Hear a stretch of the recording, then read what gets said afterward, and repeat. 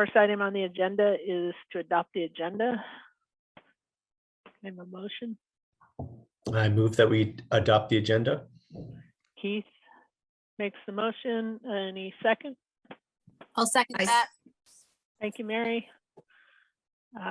Any discussion? All those in favor, say aye. Thumbs up. Anybody opposed? Any abstentions?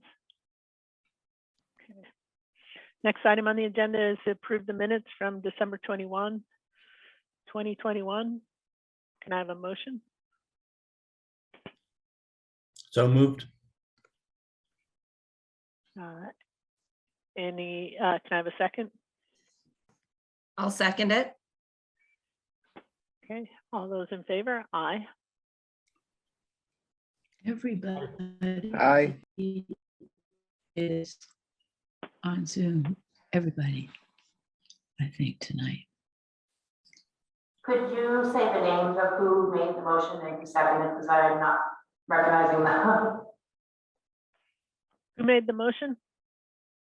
I mean, sorry, who, Keith. And who second? I second it. Becca, Coffee. Okay. Thank you, Thank Becca. And my apologies, my screen changed, so I couldn't see you either. I think that happened to everybody, but it looks like we're back into the regular gallery mode.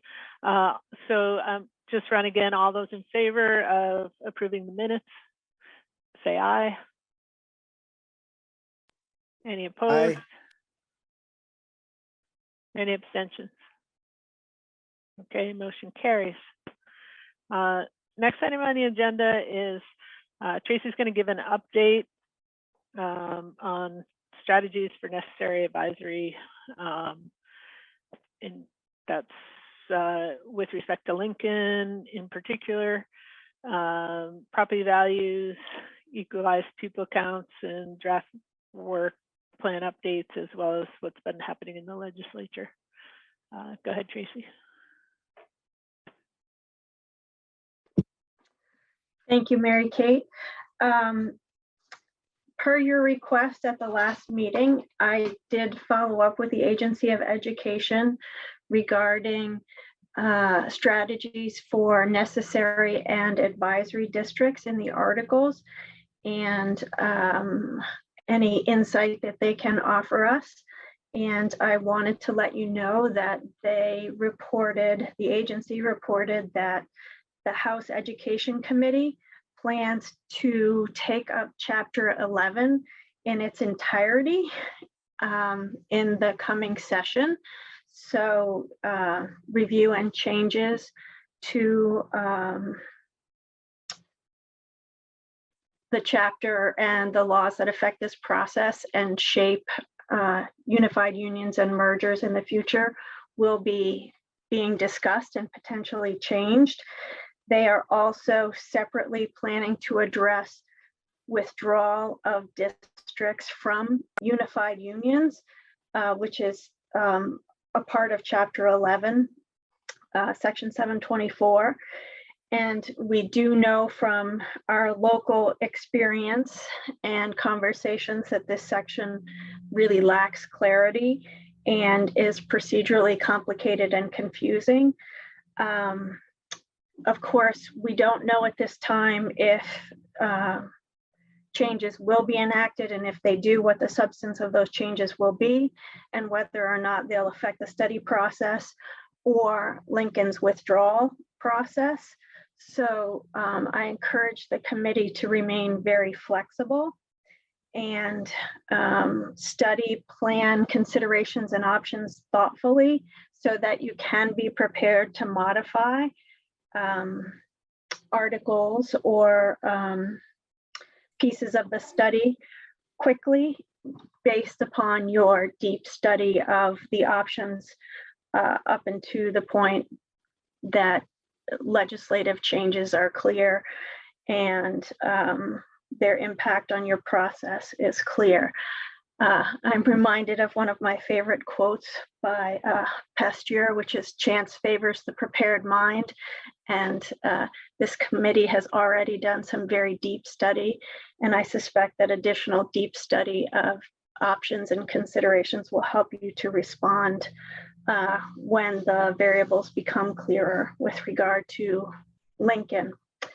I do want to emphasize that town meeting day is the next clear event that gives shape to future options.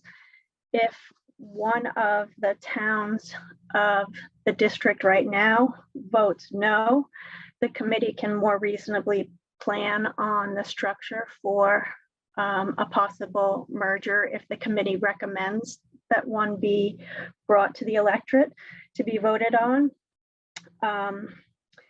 If all the towns vote yes, what we know is that there are a number of additional steps that need to be undertaken, and they include State Board of Education approval and involvement, an agreement on the costs for withdrawal, including repaying debt and any other transition costs that are discussed and agreed upon, and a second or an additional vote by the electorate of all of the towns other than the withdrawing town on to approve those withdrawal costs. So there's a lot of new and additional developments that the committee should be prepared to respond to as the work progresses. So that's the update on necessary and advisory. What I would add is that I think as you dive more deeply into draft articles, you'll see as a committee that there are options in terms of how you address articles, such as for board composition, where you can position yourself well to be responsive to a number of possible pathways that a withdrawal of a district and the creation of an advisory district might prepare you to respond to. So that's it on necessary and advisory and strategies for Lincoln. Mary Kate, do you want to, would you like me to keep going through all the updates or pause for any questions? Yeah, let's go ahead and pause. Any questions on that update in terms of what's happening in the legislature and strategies for dealing with that? Okay, seeing none, Tracy, why don't you go ahead to the next one? Dave has his hand up. Oh, thanks. Go ahead, Dave. So I'm sorry I'm late. I only caught about half of what Tracy had to say.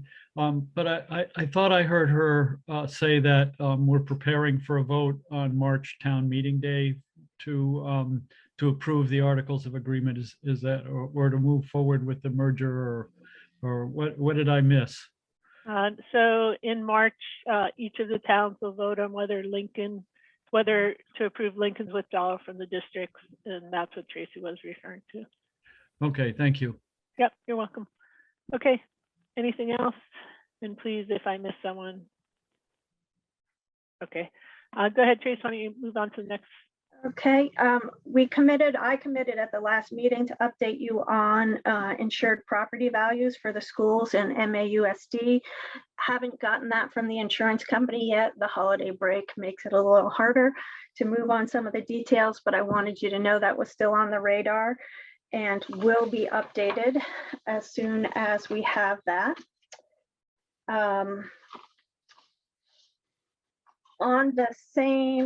Within the same resource, you asked about the specific equalized pupil counts for Lincoln so that committee members can think about the ways that proportionate contributions and services might be weighed between ANWSD and MAUSD. And that has been added to the considerations documents. The equalized pupil count for Lincoln that was incorporated into the counts that were on the December 21st document is 198 38/100, or about 8.23% of the total of the two districts combined. So that's been updated on that informational sheet. Want to clarify that you will see different equalized pupil counts in different places, including as individual districts move forward with tax rate projections and budget development for the coming school year. Equalized pupil counts, the equalized pupil counts for this calculation were estimates that were developed by the finance directors for the respective districts earlier in the fall, and the state will be calculating new ones for tax purposes later on, but this count should give you a good idea of how weighted students might be proportioned across the two member districts. Any questions on that? All right, Tracy, draft Last- work plan update. Yeah. Yep. Yep, there's just been a couple of updates to the draft work plan. As I have in the past, I highlighted them in yellow. Just wanted to emphasize that they reflect a very flexible period over the next several meetings, where issues such as some of the ones you're starting to discuss tonight, like school closure and board composition, might take several meetings. In the work plan, there was some wiggle room between this point in time and town meeting. And I just want to foreshadow that it's likely that you'll utilize that, including perhaps to prepare for ways to get additional input during town meeting. But those updates are highlighted in the document, and I'll continue to use that to communicate potential plans for work, especially during this flexible time. Any questions on the work plan updates? Okay, Tracy, let's go ahead and move on to item 5 on the agenda, review of the articles approved at the last meeting and consideration of additional language for Article 3 and Article 4. Sure. Attached to the meeting agenda is an updated set of draft articles of agreement.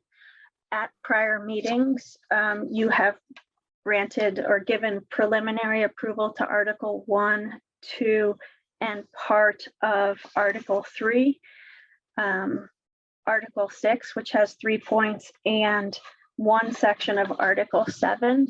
And my hope is that you've had a chance to look at those again between meetings, or we could pause briefly and allow people to read those over and take an opportunity to reflect on whether they say what you thought they were going to say, particularly after we made a few tweaks and adjustments. And secondly, there was a request at the last meeting to consider some additional language to Article 3 that drew on language that was in prior articles of agreement and emphasized a commitment to equal educational opportunities for students.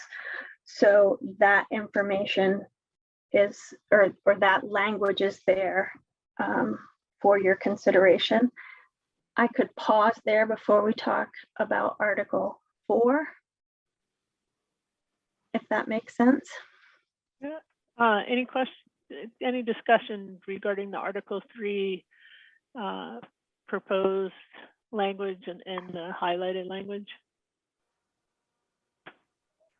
I just had one comment whether or not we want to have equal or equitable, and whether anybody has thoughts on that. I see Dave has his hand raised. Go ahead, Dave. Yeah, I support changing the word from equal to equitable. Anybody else? Do you want to kind of show a thumbs up, thumbs down on the change? Thumbs up. Okay. Anybody opposed to changing that language? All right. Tracy? sounds like we're all in agreement that we'd like it to be equitable as opposed to equal. Perfect. I will update that and formalize the revision for you.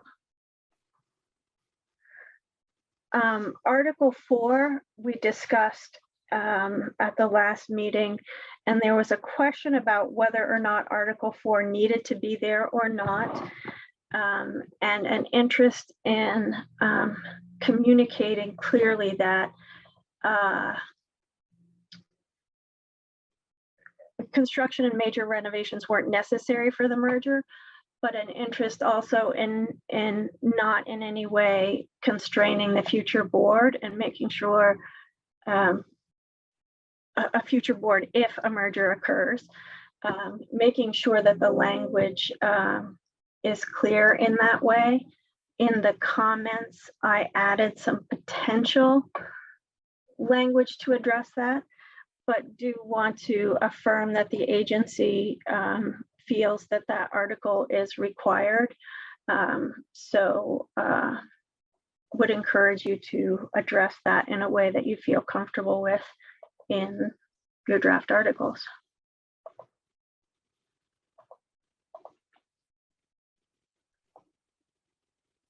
Tracy, did you get a sense from talking with them whether adding that language that you've proposed is needed, or whether they think, of course, based on the powers that a board has, a new board would have, that they could, you know, add new buildings if necessary? Or It's my impression that additional language would not be needed. The language as originally drafted would be sufficient. The decision to add something additional would be a decision of the committee in order to communicate clearly to the community in response to committee members' worries that somehow saying no new buildings or renovations were necessary might be perceived at some point to have not communicated clearly future possibilities. thanks.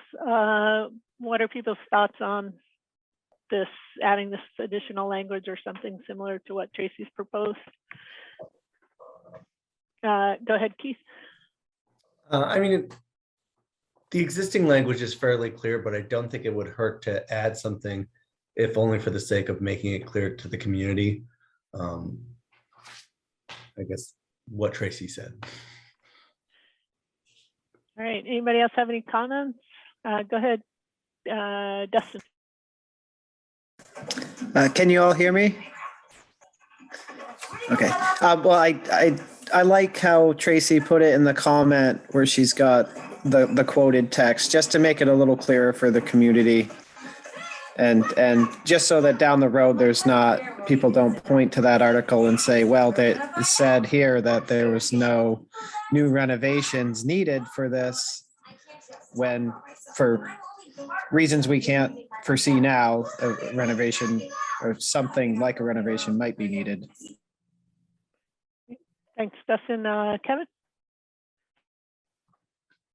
I have mixed feelings. I mean, I'm not hard on this, but I think it's pretty self-explanatory. And when we start putting in extra language, we should be really careful that we don't end up down the road with something that wasn't what we thought it was going to be. So I'm okay with just a single sentence. Anybody else? Given that we're not we don't have everybody on the same page, we probably should maybe look at how many people are in favor of adding the language and how many people are in favor of keeping it as it is at this point. Again, these are preliminary. Can I have a sort of thumbs up in terms of who wants to add the language for clarifying to the community? All right, keep them up so I can see. Yeah, 4. And then how many people want to change the language? I mean, sorry, leave just the language as it is. Sounds like Kevin and Ed. So it looks like, and please, I've got two screens to look at, and Martha and Tracy, please help me with that. But it looks like Kevin and Ed are in favor. Brad's kind of either way.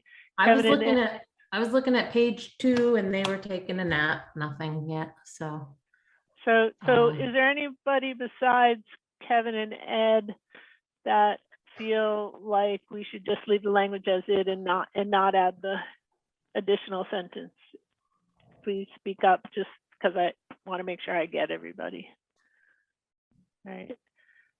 So it sounds like most people would like to have that clarifying language. Kevin and Ed, are you guys both okay with that? Okay. All right. So Tracy, I think you have your directions on that. I do. Thank you very much. So we're moving on to agenda item 6, disposal sale of real estate, Article 7B. Go ahead, Tracy. At the last meeting, I was able to introduce the content of that article, draft article, and provide some information on sources and where the various pieces of language come from. My request was that you take a moment and read over that draft article between last meeting and this meeting. And my hope is that you'd engage in any discussion or raise any questions you have about that language, and perhaps preliminarily approve that language this evening.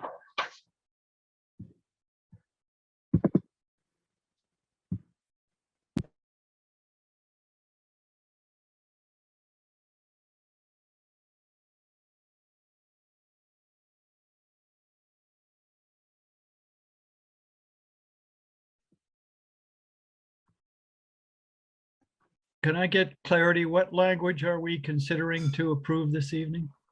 Sure, we are looking at Article 7B, which pertains to disposal of real estate. And the draft language is lifted from the Articles of Agreement from 2016 when ANW and MAUSD were formed, and addresses the unique circumstances of some of the property in the respective districts and what might need to be considered if that was ever to be disposed of, any of it was ever to be disposed of, as well as general procedures for potentially returning property to municipalities when applicable. And that the articles are attached to the agenda, so I'm assuming everybody can pull those up. If anybody's having trouble, if you could speak up, that would be helpful.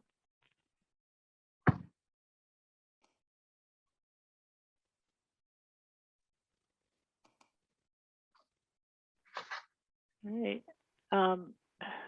Has everybody had a chance to read through that? I have something. Go ahead, Mary. Okay. The articles for Addison Northwest address the Virgins property, but not the Ferrisburg and Addison property. And they do have different terms than the Mount Abe properties. So if we're going to talk about Virgins and Waltham and Panton in here, we should probably have language about Addison and Ferrisburg, especially if it has different terms. I don't know if the terms for those towns are different, but that should also be in here.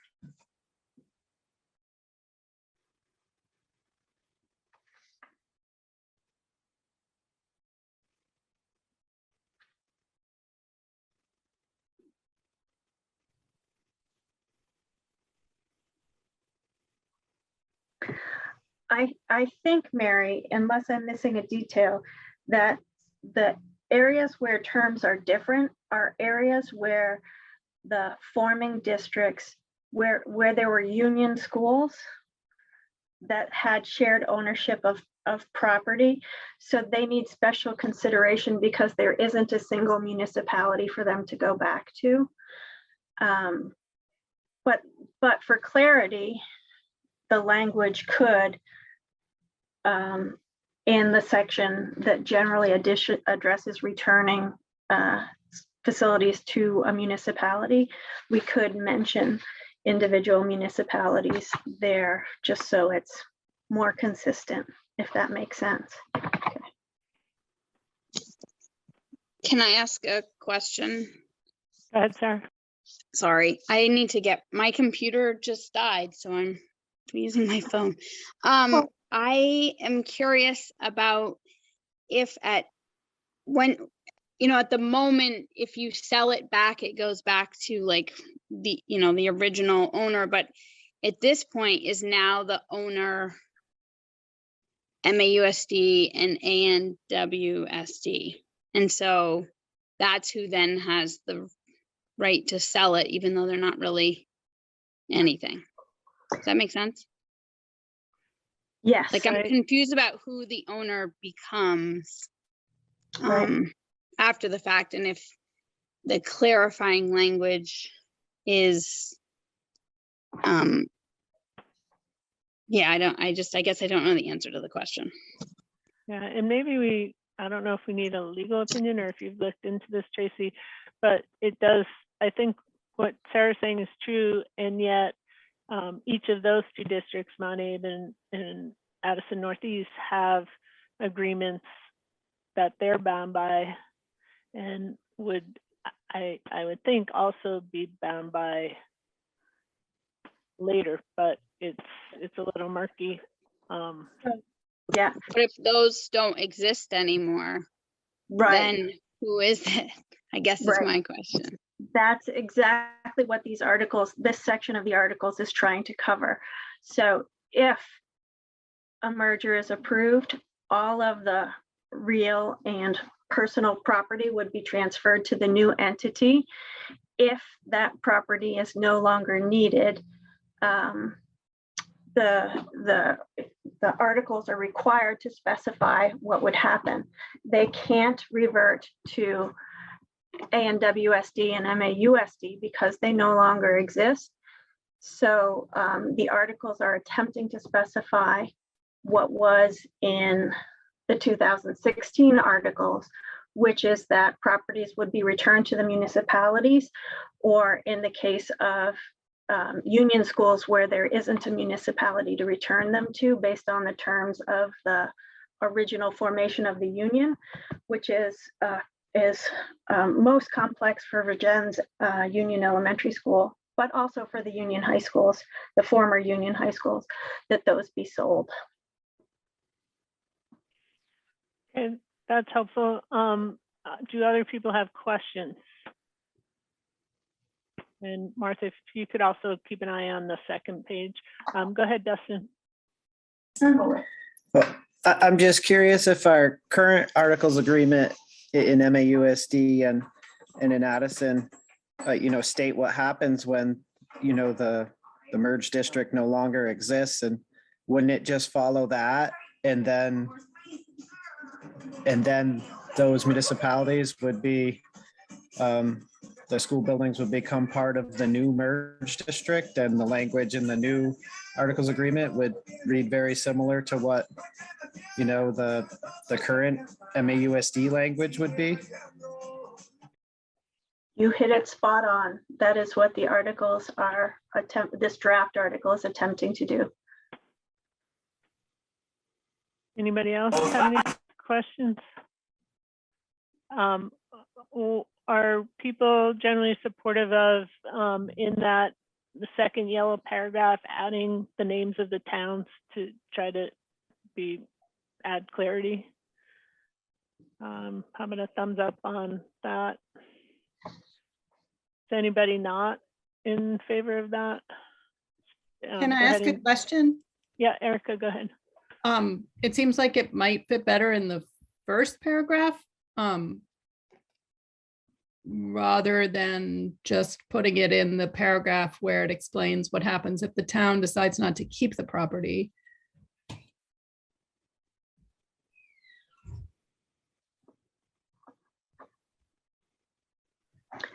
It seems like agree you with think, Erica. yep, okay. So putting in some new language in that first paragraph about that sort of tracks it going back to each of the towns if it's not used. Go ahead, Dave, and then Brad.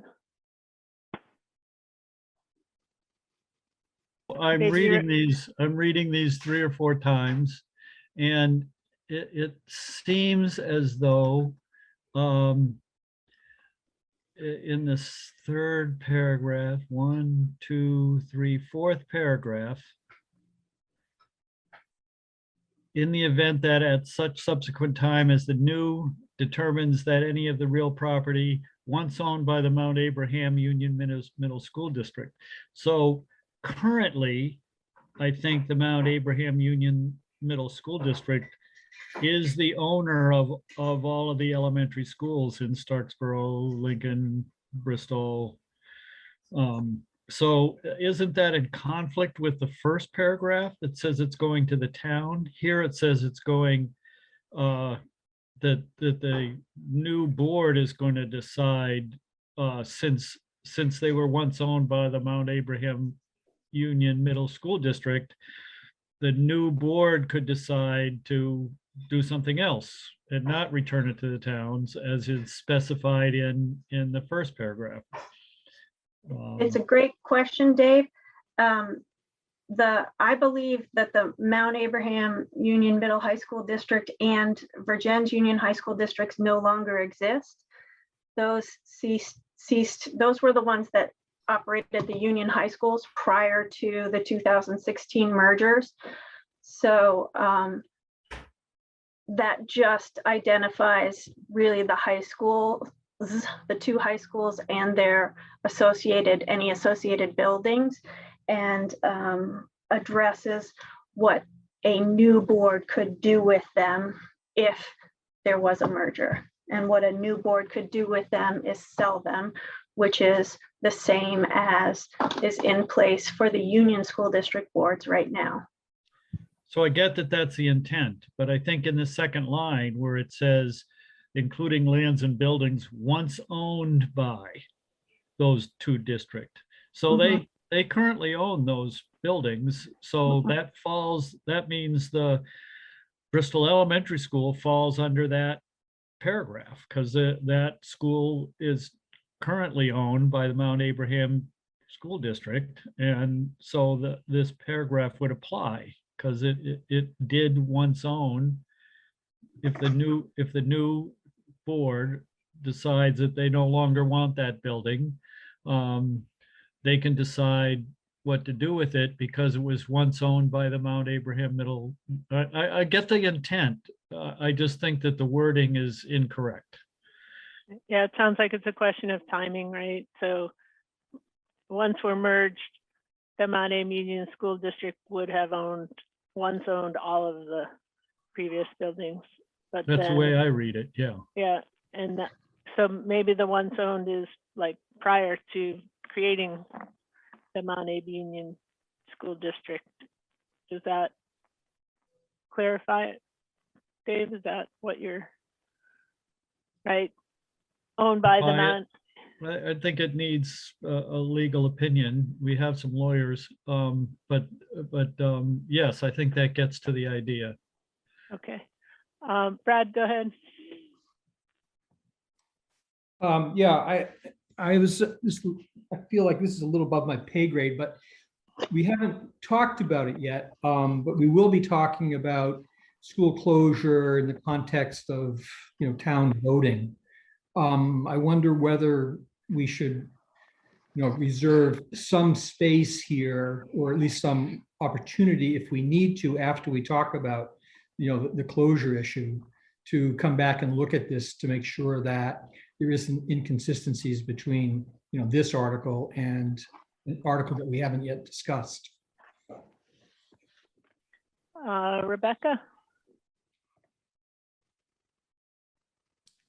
I was just looking at the paragraph about the closure of the Virgins Union Elementary School. And I was trying to get to it. And I'm not 100% clear as to what happens if that was closed. And maybe I'm just not understanding the jargon, but it says in the middle of it, it says like which the agreement is incorporated by reference into these article and is attached here to as appendix number, and it just leaves it. And there's no appendix on this. So I just feel like there's something missing there. And I don't know if it's just me missing something or if you could just elaborate on that for me. Right. That's the prior articles, right, Tracy? Right. It's an exact replication of what was in the prior articles. And I can and would assist you with attaching the agreement that was attached in the prior articles to these articles when the time is right. I do want to pause and clarify and emphasize the importance of language right now. Right. And be clear that these articles are not about school closure. They're about disposal of property, and there are different statutory provisions with regard to those considerations. So I just want to be sure that we don't confuse anybody. Totally fine. I know you all understand exactly what we're doing and what we're talking about, but just know that we have guests and it's an important issue. I'm sorry. Yeah, I meant disposal, but I just was unclear so those appendix and those sorts of things will be attached once this is not in draft form. Is that what you're saying? Yes, and I can link it for you sooner rather than later. It's a pretty lengthy legal document. Yeah, I figured that. Okay, thank you. Right, but it just tracks what was previously done. Okay, great. Yeah, and Erica? Yeah, so I just wanted to say in response to Dave's question, it seems like the language is slightly incorrect because what I understand you to be saying, Tracy, is that that last highlighted paragraph is referring to property that was owned by Mount Abe Middle High School or Virgins High School, Middle School before Act 46 mergers, but it wasn't Mount Abe before the Act 46 merger, correct? It was ANESU. I will double check with Patrick, but I think it's likely that it was Mount Abe Union Middle High School District that owned the property. The supervisor unions can't own property. Okay. So I think that might be the confusion. Yeah, no, I think that was my confusion because I saw Mount Abe and I thought that referred to the district that was formed after Act 46, but what it's referring to is just the high school and middle school as they were before Act 46. So they didn't own any other buildings. Not to my knowledge. Patrick's nodding his head. That's correct, Erica. That campus, there is another building on that campus, but that campus is the property that was owned by the high school. It will call it high school as opposed to MAUSD. So maybe there needs to be some clarifying language in terms of whether it should not say MAUSD as opposed to the high school. And maybe that's true for Gens as well. I'm not, yeah, I guess to the city, for Gens usually, yeah, so for Gens Union Elementary School, District 44, that's probably what owned that. So that's probably correct. If this committee has spent some time studying the different governance structures, and we've struggled with union school district versus unified union supervisory district. If it's still something that is not easily sorted in reading the articles, I can certainly assist you with revising in a way that might make it clearer to a broader segment of people who might look at this at any point in time. So I'll work on a revision to that section. Thanks, Tracy. I think also, you know, it'll have legal significance, so we want to make sure that it comports with what we all intended to. Andrea, is your hand up from before, or did you have something more? Oh, I'm sorry. I was just gonna say maybe including something like a date in that third highlighted paragraph or reference to before 46 mergers or something would just clarify, but you're good. You can do that. Okay, great. So Tracy, it sounds like you're going to work on the language for that. Are you good with where we're at right now, or do you need anything else from us? I think I have sufficient direction. Thank you for your questions. Okay. We're going to move on to Article 7, consideration of school closures, provide direction for draft articles. Before we start that discussion, I did want to confirm that the committee received, and I presumably everybody's already read a letter or an email from the Lincoln Select Board to the Merger Committee. It was forwarded by Paul Berlenza, the Vice Chair of the Select Board. We also received and reviewed a letter from the Starksboro Select Board on that issue, school closure issue, as well as other issues. And the committee has that and has reviewed it. We also received a letter from an email from Herb Olson on behalf of the Starksboro Save Our School Committee, both on school closures and another issue. And we received emails from, it looks like 3 Starksboro residents, Nellie Jennings, Jim and Chris Runcie, and Marguerite Gregory, also on the school closure issue. And then we also received a letter from the Starksboro Planning Commission that Nancy Cornell forwarded it to us, primarily on the school closure issue. So I just want to acknowledge that the committee has received those, and thanks everybody for who have submitted those, for taking the time and sharing that with us. I'm going to turn it over to Tracy to start us off. Looks like Dave, you're raising your hand before we get started. Did you have something you want to add before we get started? I have a suggestion for language I'd like to make. And it goes like this: elementary school program closure on or after the first day of operation of the new governance entity. An elementary school program will not be closed, repurposed, or otherwise terminated for any of the grade K through 6 student residents in the town where the elementary school program is located, without the approval of the voters of that town.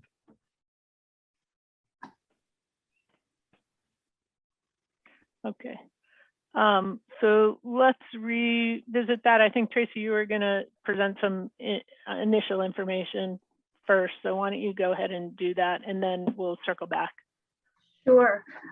Linked in the agenda is a document that is considerations regarding school closure, and it provides some contextual information for the committee to consider. Addressing school closure in the Articles of Agreement is not required in statute, but it can be addressed as part of the articles in the other category. And given the regional interest in the subject and the reality that in 2016 throughout the Act 46 mergers. It was an important topic that was addressed then. It certainly is something that is wise for the committee to address.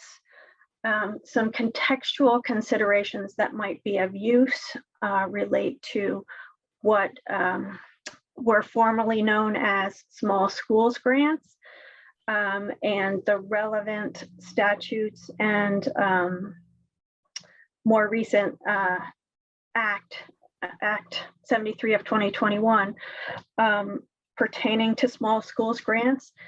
These grants, which are awarded to schools with enrollments in grade levels of that are below a certain threshold, were converted to what is now known as merger support grants. It's important to know that MAUSD receives a merger support grant, and those grants are associated with Lincoln and Beeman, I believe, and the amounts are specified there.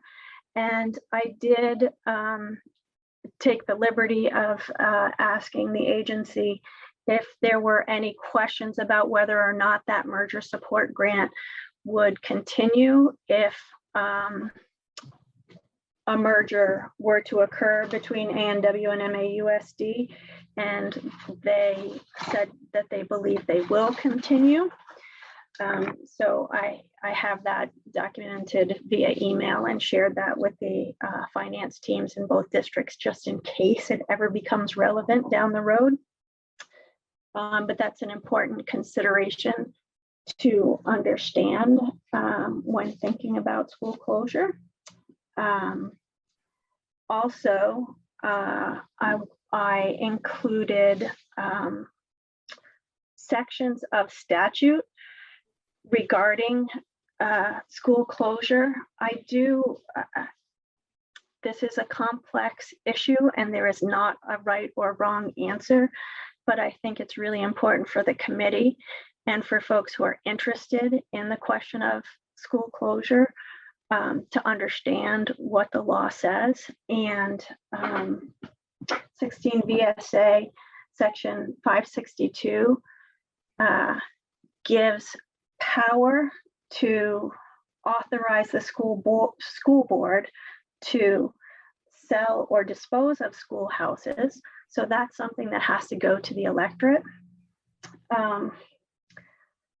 Section 563 gives possession, care, control, and management of school property to the school district, again, subject to the authority vested in the electorate, which has to do with sale, and responsibility to keep the buildings and grounds in good repair, safe, and it gives the board the authority to relocate or discontinue the use of a schoolhouse, subject to the provisions of a different section of the law, 821 and 822.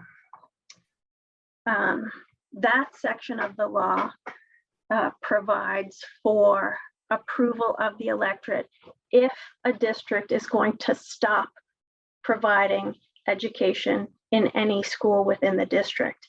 So if a district was going to stop operating schools and instead pay tuition for its resident students to attend schools elsewhere, that question has to be approved by the electorate for either elementary or secondary schools.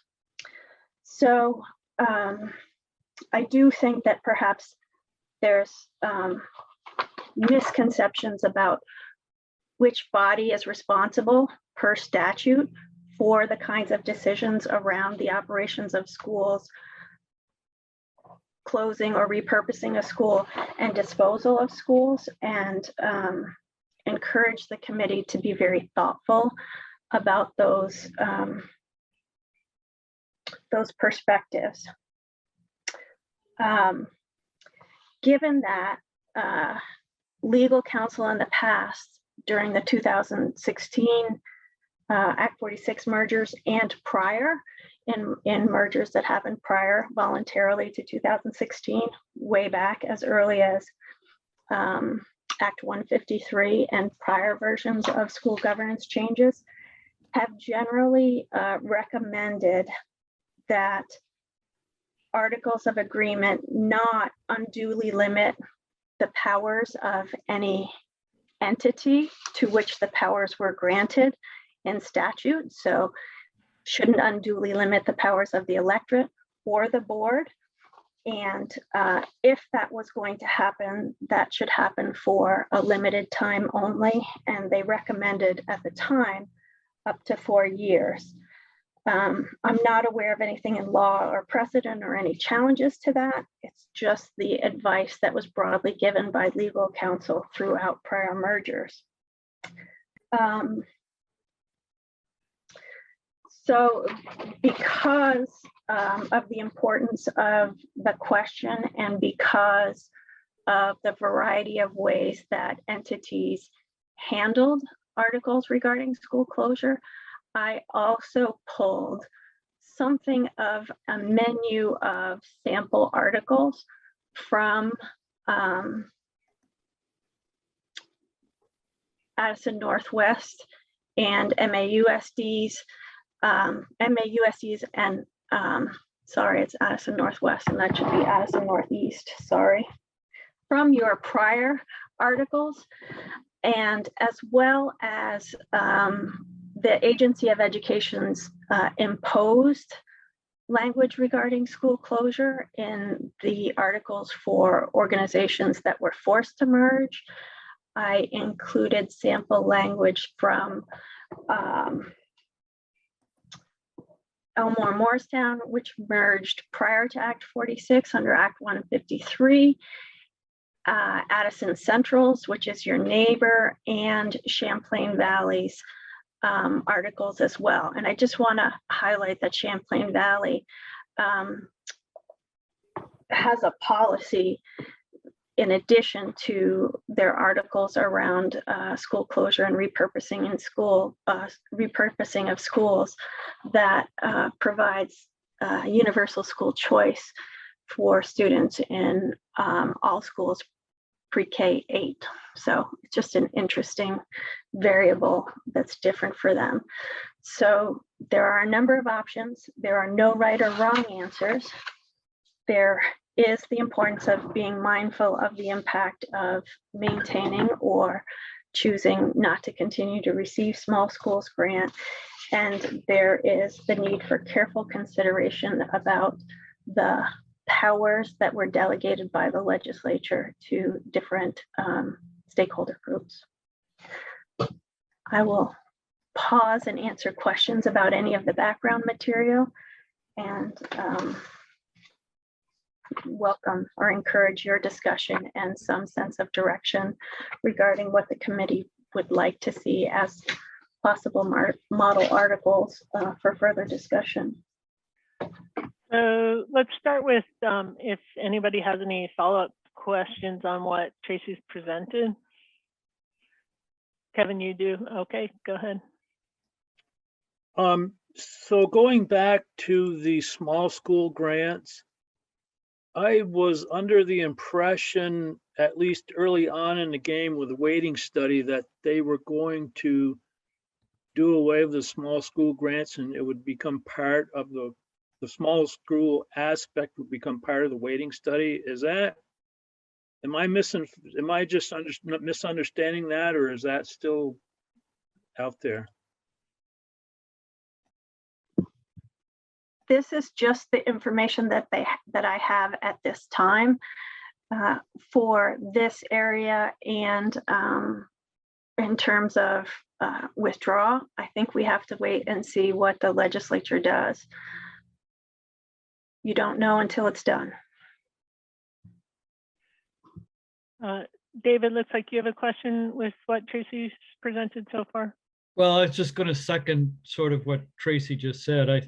There definitely is talk, and I'm going to a webinar, and all of you might be interested in going to it as well, that the Vermont School Boards Association is putting on the 10th regarding the final report coming out of the small schools grant task force, not small school, I'm sorry, the weighting task force And there, that may very well contain a proposal to discontinue merger grants and small school grants.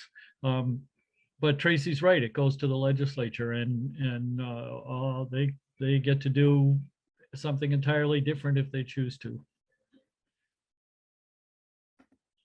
Brad, you had a question about what Tracy's presented? Yeah, Tracy, thanks. You may have said it, I may have just missed it.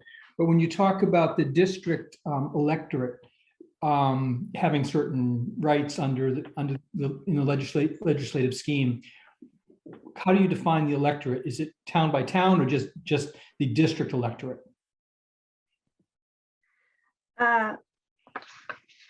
I believe that it is the electorate of the districts that have the authority over or are responsive or responsible for the decisions authorized or delegated to them by 16 VSA 563. With the current governance structure, it is not the electorate of individual towns. Okay, that's what I thought. Thanks.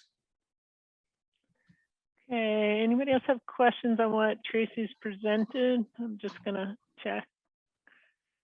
All right, I don't see anything. All right, so let's open it up for discussion on this article. What I'm going to do is try to make sure we hear from everybody on this. So I'm going to go ahead and, oh, Erica, did you have something on? Yeah, I just wanted some clarity. Is there a proposed language that we're looking at, or are we just starting from scratch here? Or starting from the suggested menu? Yeah. Okay. I suggested a menu. I did not want to presume the direction that you wanted to go as a committee, and was hoping that you'd have some discussion and identify some direction or directions you'd like to explore further. So I guess my question in that case is that it seems like all of these examples are a little bit different from our situation because they weren't taking two middle and high schools and creating one high school and one middle school, which is one of the options that I think we have. But it does seem a little bit to me like that the decision about what kinds of schools to have would really affect this article. So I don't know, is there a reason to create this article first before we decide, you know, how many schools are we talking about, or what are we going to have a middle school that's 6 through 8, or are we going to have 2 middle schools and 1 high school, or 2 high schools and 2 middle, or, you know, like I just feel a little bit like overwhelmed because there's too many unanswered questions. Does the committee as a whole want to first discuss grade, school configurations before we get into this school closure article? What do people think? So I have proposed language. Do I need to propose it again, or do I need to? I've been trying to find a way to write it in the chat, but I haven't think I seem to be only in a direct message chat. Yeah, so Dave, we don't want things in the chat because of the public meeting law. The only things in the chat really should be, I'm running late for the meeting or those sorts of things. I'm fine with that. Okay. Yeah, I know you proposed language, and that's the crux of the school closure discussion. But I wanted before that to see if that's what the board as a whole wants to get into discussing school closures, or do we want to talk about grade configurations first? Kevin, I see you've got your hand raised.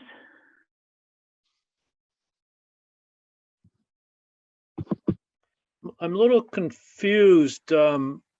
Would this committee establish grade structures, or would that be up to the forming board ultimately to establish that? Yeah, good question. I think it could be either, but Tracy, can you respond to that?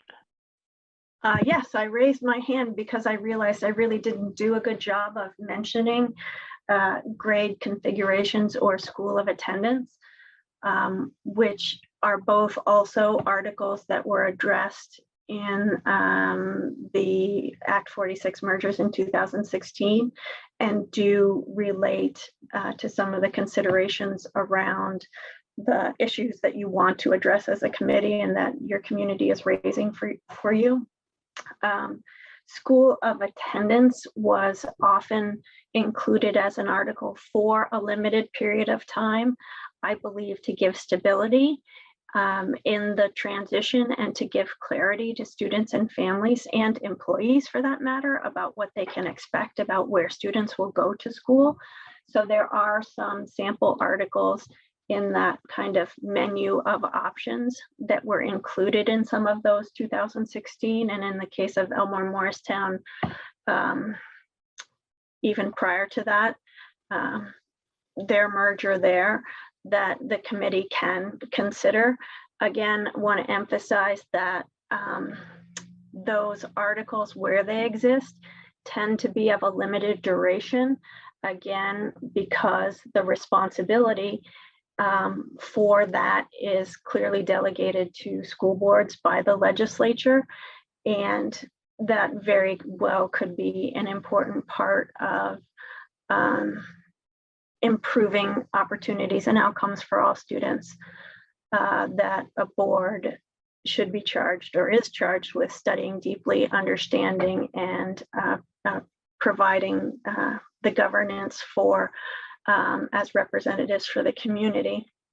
And the same related to that was grade configurations.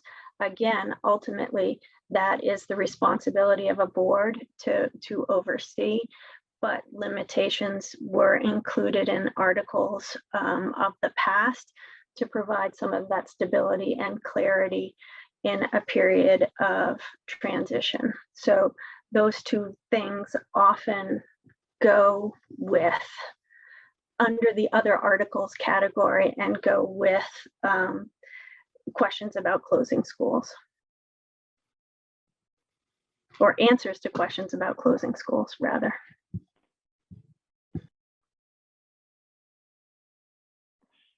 So we're given that piece that Tracy shared, it sounds like there's sort of, lots of pieces to the school closure issue that could also relate to grade configuration and school attendance. Do we want to discuss these jointly? Do we want to discuss them separately? What are people's pleasure in terms of moving forward? In the interest, oh, Troy has something. Yeah, I see Troy. Go ahead, Troy. Can you hear me?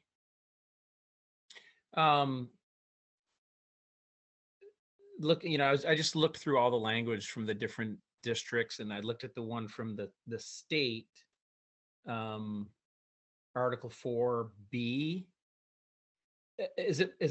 Am I correct in understanding that is the least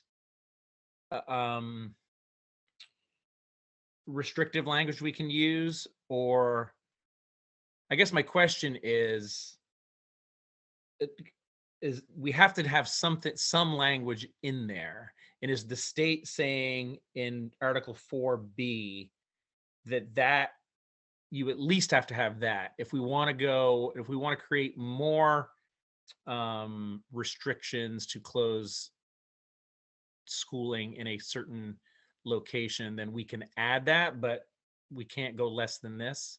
Is that correct? Tracy, I'm gonna. You do not have to have any language about school closure It is not a required area to address, but it is clearly an area that the region, the communities that you serve have lots of questions and concerns about and would like to have it addressed. You could decide to not include an article, you could include an article, and you could discuss as a committee and make a decision about what level of restriction you think is appropriate and necessary, and also would meet legal muster for the long haul, again, so that you're transparent and clear with constituents into the future. Hang on just a second so I can answer a little bit more of the question. When it comes to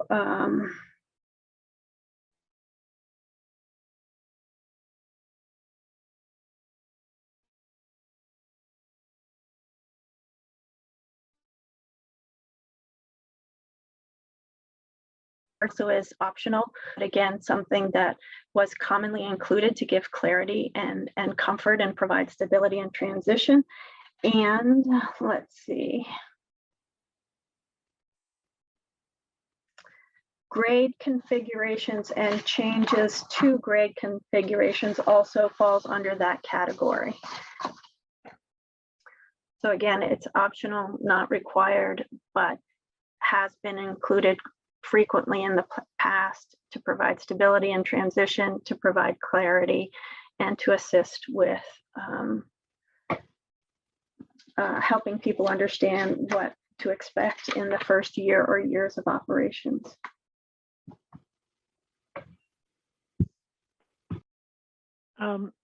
Dave, go ahead.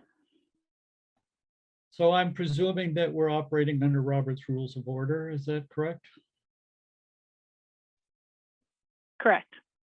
So I move this. This is a motion I'm making, and we can have this discussion and dispose, amend, or whatever we like with the motion. But I move that language. If you'd like me to repeat it, I'm happy to do that.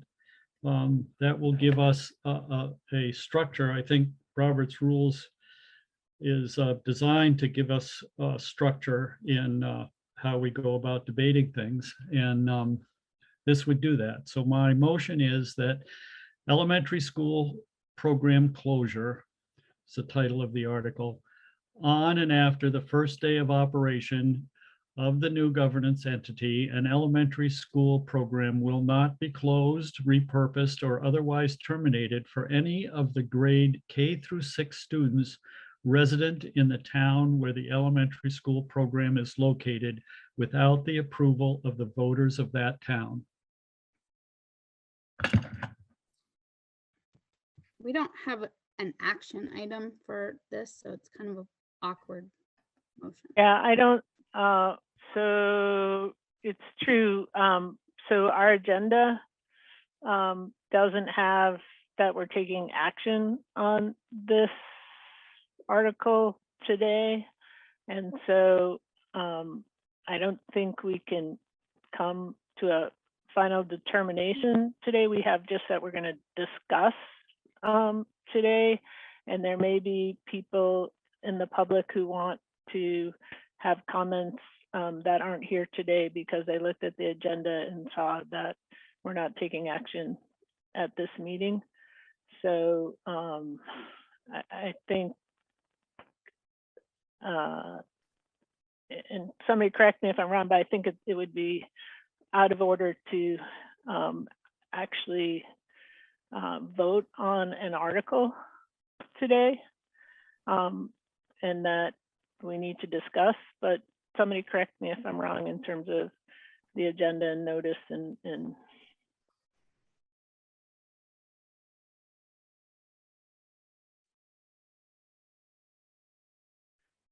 Tracy, you have your hand raised. Are you responding to that or just, well, yeah, go ahead. I don't want to comment or judge the operations of the meeting, but would like to offer a suggestion that might help you move forward. And I wonder if Dave would be willing to send the text of his draft of his proposed article, and anyone else who has a specific proposal, email just me directly, and the co-chairs could be included, and I could prepare for you a compilation of any of the suggestions or the potential articles that the committee would like to formally discuss, move second, and ultimately vote on at the upcoming meeting. I was thinking that you might not be ready yet, and that kind of process might be a good next step to get some specific language in front of people for a more in-depth discussion. Dave, does that work for you?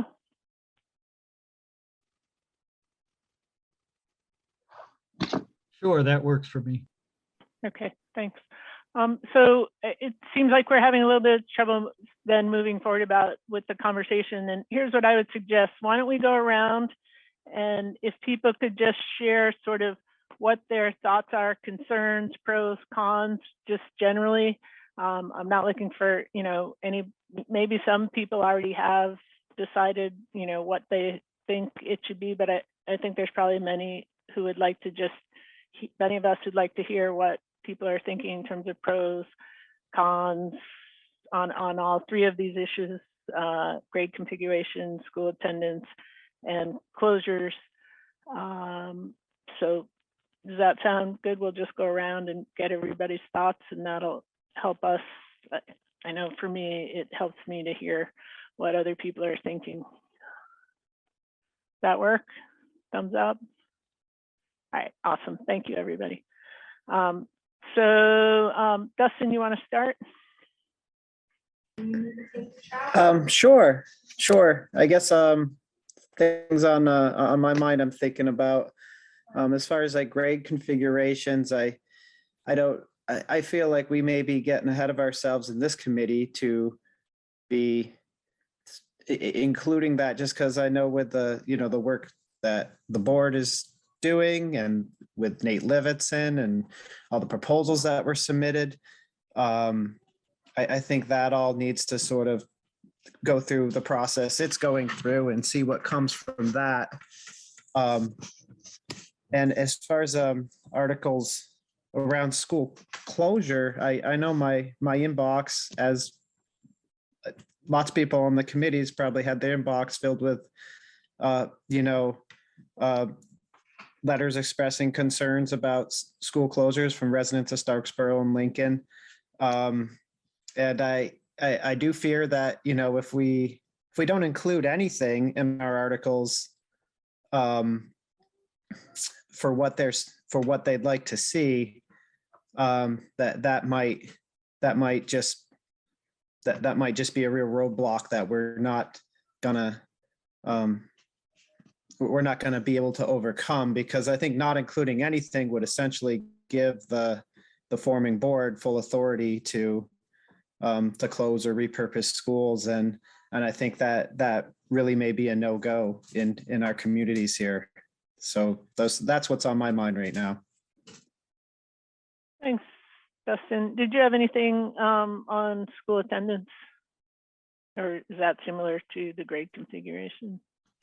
Yeah, I think it's similar to the grade configuration. I do think certainly some language for at least, the first years, just so everyone has some clarity and can feel secure knowing that at least 1, 2, 3, 4, the first 4 years out, I think 4 years is a good time frame, that this is what it's going to look like. This is where I can anticipate that my children are going to school, and for staff, this is where I'm going to be working.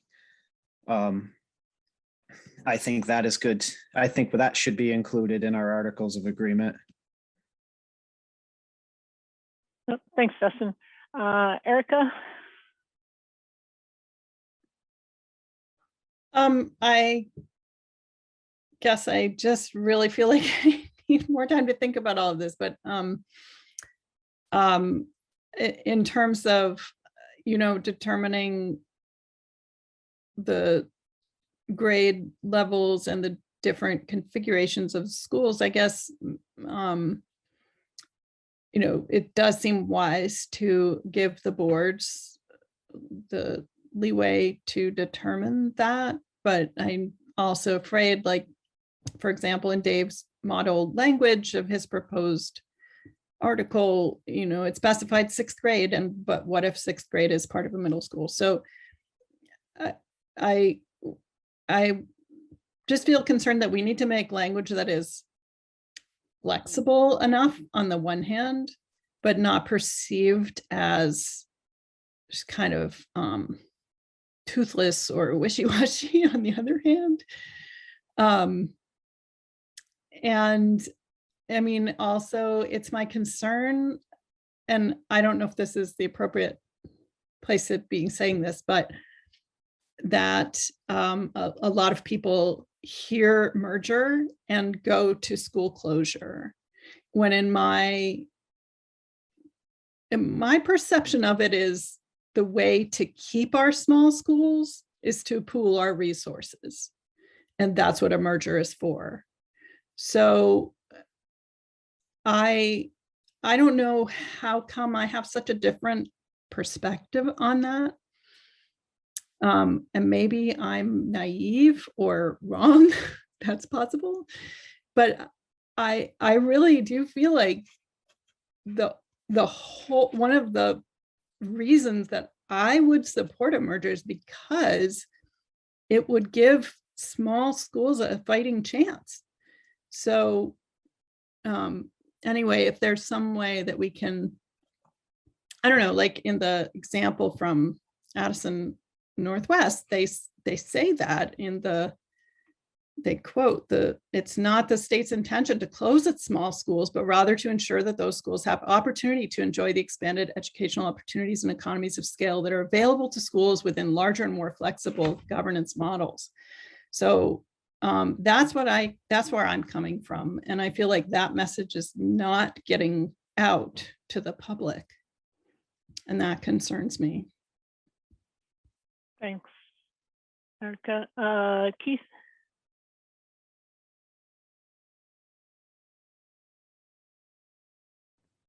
Okay, there we go.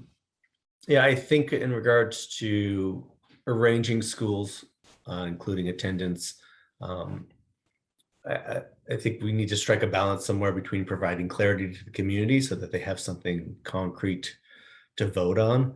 They know, as someone already mentioned, they know what to anticipate for the first few years of a merger, but also to not step on the toes of a hypothetical board that will be deeply involved in this work for the long-term future of this community. So I don't know where that line is at the moment. It's there. I don't know where to see it exactly. Regarding school closure and where we vest that power to close schools or not, specifically, there's precedence, I think, in both districts for both ways of doing this.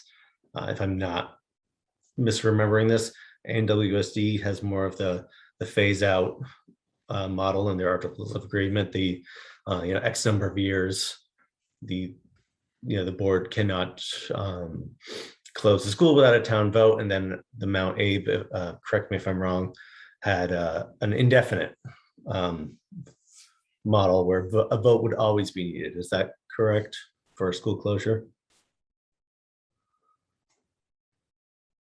I think there was some debate about that around repurposing, but the board ultimately concluded that the intent was not to allow repurpose or closures. Yeah, so regardless of where we fall as a committee, there's, I think, precedence for both ways of doing it within these communities. So even if the legislature there we go, has intended to vest that power in school boards specifically, I think there's precedent for not necessarily adhering to that, if that is what this committee decides is best for the communities moving forward. And as we've seen, there's definitely a desire within the community to make sure that that power stays within the voters' grasp. Thanks, Keith. Kevin?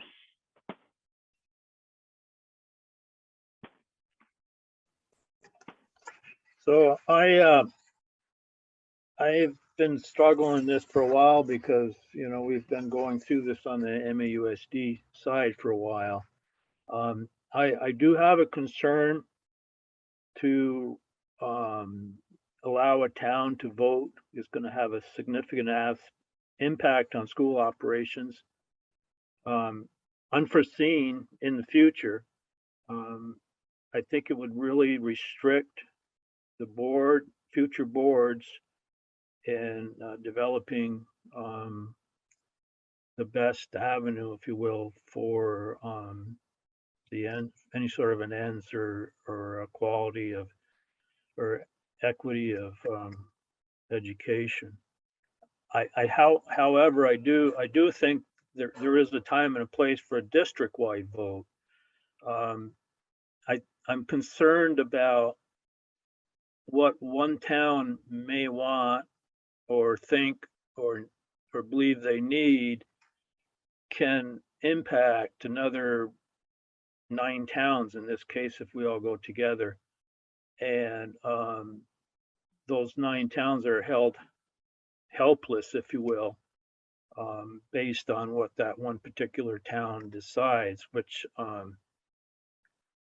seems to me, I keep going back to the thought, and I don't know if there's case or if it would prevail, but you know, one person, one vote, and to allow a sub-entity within a district to dominate that it's not very common at all in governance today. I think town schools should be protected, though, to the extent that they're not a burden on performance or cost. And if they do become a burden on performance or cost, there should be some sort of period of correction or realignment, if you will, to try to make them all work together in a reasonable configuration. And then only at that point, if it can't be realigned, if you will, so there's not a burden on other towns for a given school in a town, if you will, then at that point, that's the point. It should become a district-wide decision, not the town's decision. I also think, and I also think that if a town is not satisfied with a district decision about that particular town's school, and again, I don't know if it hold up in court or not, but that town should have the flexibility to go on their own and pursue what they believe to be the type of education that they want their townspeople to have, or their town students to have. I think it's really unhealthy to have a town locked into a district that there's friction where they are causing they're causing a problem, or they're causing an abnormality, but everybody has to live with that, and there's no option there. So I think there needs to be some protection for town schools if everything's going along honky-dory or within some set of guardrails, if you will. But I don't think that it gets so biased when a town starts thinking about what they want. They've stopped looking at the big picture, and I think that's dangerous. As far as grade configuration, I'm not, you know, we've talked about middle schools being 6 to 8. We've talked about middle schools being 5 to 8. I'm very concerned with anything that talks about, you know, the schools operating as they do today as a K to 6 or something like that. I think, again, that's really hamstringing any future boards and flexibility to operate in the future. I am pretty open-minded, and I don't know, open. I'm pretty. I don't have a lot of opinion about attendance, if you will. I'm of sort of a. I've gone back and forth, and I've also sort of thought about how to make it equitable. But then again, if there's any sort of movement that doesn't cause a burden that parents can deal with, maybe that should be considered and not restricted even within some transitionary period, or maybe it should be. But I mean, if you can go from school A, which your student is, or you don't feel your student's in the right environment to B, and school B can accommodate that person without any impact to programming or services, I'm not really sure why we would be concerned with that. Those are my thoughts. Thanks, Kevin. Dave?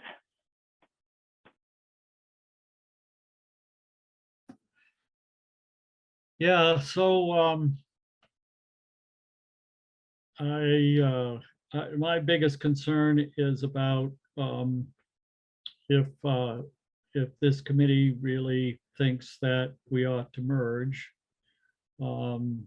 I think that, like Dustin pointed out, that it's a non-starter for many people in our communities if the town doesn't retain this ability to control their own school. Kevin put some interesting thoughts out there. Of course, we could just privatize the district. You know, I'm sure that would make a lot of DeVos followers happy. I believe in strong public schools, and I think a new school board should be able to do that. There are lots of really good articles and reasons to have K-8 through schools, to have 7, 8, and 9 middle schools, to have 10, 11, 12 high schools. You know, and our districts are unique, as many other districts are. So the new school board should be able to create the best educational environment for our students. I'll leave it there for now. Okay, thanks. Becca?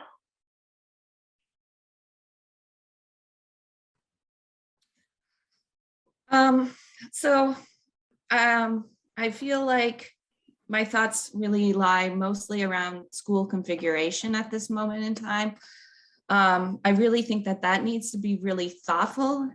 I know that we've been talking that should be left to the school board that comes after us. And I understand that philosophy and that thought process. But at the same time, I really feel like there needs to be a plan that's laid out to begin with for that, for both stability for the students and the employees going forward, just for the stability of that. Because I have children in this district, and I'm employed at Addison Northwest also. And as a parent, I would want to know where my student is going, where my child is going, and where their future is, and what is going to be offered to them. Before I make this vote to say, yes, I want the merger to happen, I want to know what they're going to be getting for their education. And so I feel like that configuration is really the key to my vote, to say, yes, I want this merger to happen.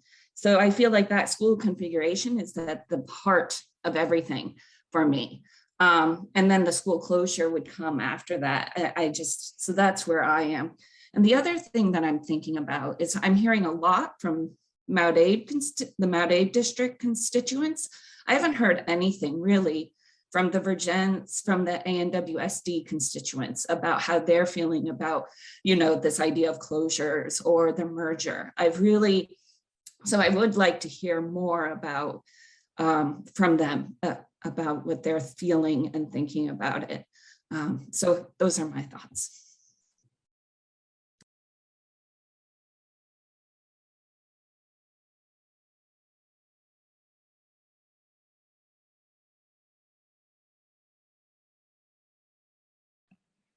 Mary Kate, you were muted when you asked. Sorry, I figured that out. Thank you. Brad. Yeah, I think I really will look forward to seeing some broader language and being able to comment on it. I have a little trouble sort of organizing my thoughts without kind of seeing a structure of how an article related to these three issues might be structured. So I'm looking forward to that, Tracy. With respect to the three areas, I think my inclination is to err on the side of giving as much sort of local control over closure or attendance or class configuration as possible. I think that is based on my interactions with folks around the community, that seems to be much more is much more responsive than a more sort of top-down approach to this sort of thing. Having said that, I think on the reconfiguration or configuration of classrooms or the attendance, my view is that if it's a good idea, Dave pointed out that there are a lot of studies out there with various kinds of considerations. If it's a good idea, I think the towns would probably leap on it, and it would be incumbent upon the new board to make the case for it. So I think that's my take on it.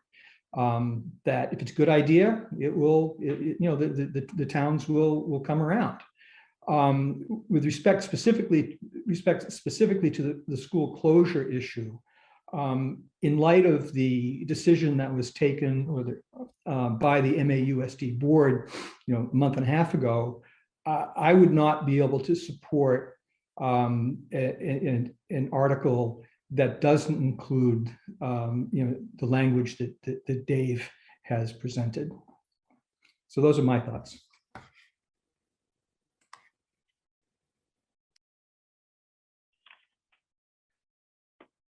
Sarah. Oh, sorry. Me? Ed, go ahead. Thanks, Mary Kate. I'll say for starters that I was prepared to second David's motion and let this discussion go where it would. For me, the elementary school students are closely associated and need that connection to their towns. But as they move together to form the middle and the high school, now you're talking about the entire district, and it becomes less a question about the closeness of the students to their hometown. So I'm mindful of how much time we've got to report out. It's the end of the school year that we got to report out. And I cannot imagine coming up with a plan that says this school is going to stay open, this one's going to be repurposed, whatever. I just can't imagine that we'll have enough data, information, planning done by then to make a coherent proposal like that.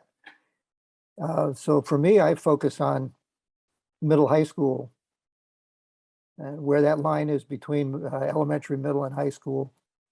I remember when I was teaching that somebody told us that there, in the state of Vermont, there were like 25 different middle school models. And I taught in a K-8 school at one point. And then the kids went from there on to 5 different high schools that they're choosing that the town would tuition them to. So there are a lot of ways to crack this egg. That's about as far as my thinking goes tonight.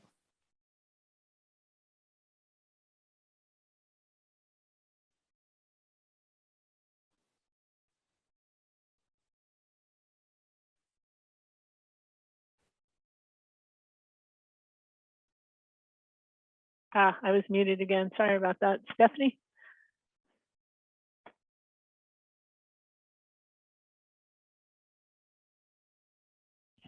Let me unmute myself. So I have concerns about students living in towns that may have school closures or may be impacted by their town leaving the unified district. It seems like there's a lot of focus on the elementary students and not much focus on the high school students. I support clarity and flexibility in the articles with consideration for grandfathering students with regard to school choice.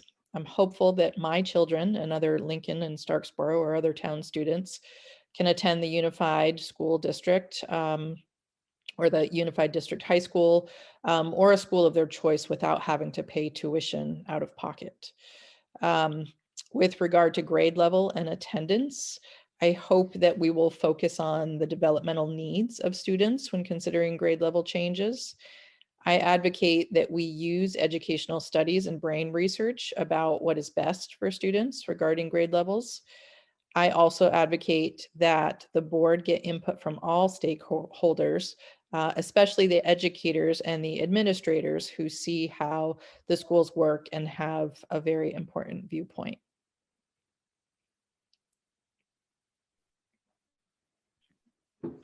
Mary? Whew, this is a lot of stuff. I agree with a lot of what Kevin said. I think a lot of small schools losing local control is not ideal and not anything any of us want. So I want to make sure there's language in our articles that they don't lose all the say in what happens to their school, but at the same time, I want to make sure we don't hamstring any potential future board when there's one town that doesn't want to vote for the best interests of their students because they want their school or something like that. That concerns me. I also worry that we're putting all of our focus on our elementary school students when there's a lot of time from elementary school till the time they're going to be applying for colleges for those of them that want to go to college. And I want to make sure we have equal focus on providing a quality education that will allow students to go where they want to after high school. As far as school choice, I think in Addison Northwest, we've allowed families to move between elementary schools when there's been space in the schools, and that seems to have been working pretty well. I think like we're not gonna, if you are in a different town, your parent has to provide transportation, I believe. But I think it's nice that if for some reason a child is not thriving in a certain school environment, we have small schools, but we have a lot of options for different kinds of small schools as it stands. So I would love to keep that open as an option for kids. I think that's mostly, I agree with Becca about, I like the idea of a new board being able to decide what happens to our students, but I also think we can't expect the people of Addison County to do a merger and then a couple years later something changes and then a couple years later there's another big change. Like I think it's easier to do everything at once, see where you're going, have a plan, even if it's broken up into steps. But I think if we can have a plan where people know where they're going, then they know what they're agreeing to, and it would be less stressful for everyone in the community. I think that's mostly it for now. I do want to say that I agree with a lot of what the language that was in Dave's proposal, but I think specifically, since we don't yet know what grades might be going which places, or we don't have a plan for that yet, I want to make sure we either have a plan before we start language or have flexible language to allow for future changes.